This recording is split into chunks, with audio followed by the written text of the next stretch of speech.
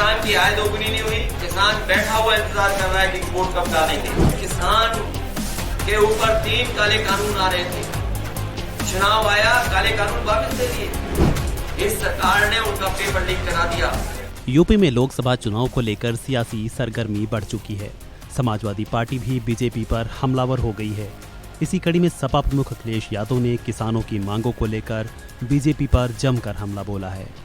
उन्होंने कहा कि किसान की आय दोगुनी नहीं हुई, किसान इंतजार कर रहा है कि वोट कब डाले। अखिलेश ने कहा कि किसान की आय दोगुनी नहीं हुई, चुनाव आया, काले कानून वापस ले लिए गए। किसान को खुश करने के लिए चौधरी चरण सिंह और स्वामीनाथन को भारत रत्न दिया गया।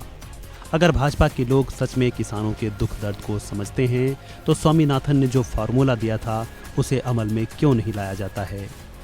किसानों को एमएसपी की गारंटी क्यों नहीं दी जाती है?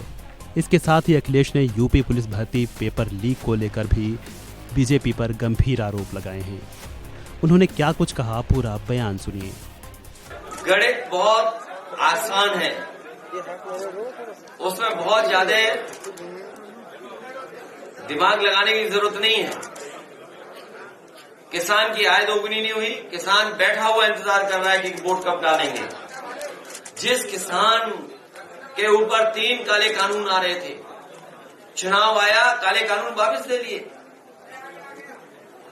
किसान को खुश करने के लिए, एक संदेश देने के लिए पॉजिटिव भारत रत्न चौधरी चरण सिंह जी को दिया गया, भारत रत्न स्वामीनाथन जी को दिया गया।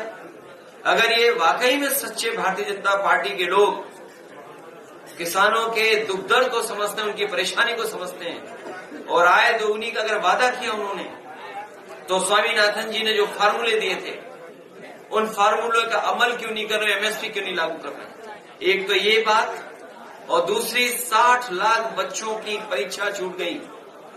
वो अपना भविष्य बनाना चाहते थे, अपना कल उनका कैसे बेहतर हो उसके लिए सोच रहे थे। इस सरकार ने उनका पेपर लीक करा दिया और 60 लाख बच्चे, उनका गुणा कर दो, माँ बाप मिला लो, 3 अगर गुना कर देंगे 60 लाख में तो 1 करोड़ 80 लाख लोग बनते हैं। और 1 करोड़ 80 लाख का अगर हम भाग दे दें 80 लोकसभा से तो 2,25,000 वोट बनता है जो नाराज बैठा हुआ है। और अभी जो 2 परीक्षाएं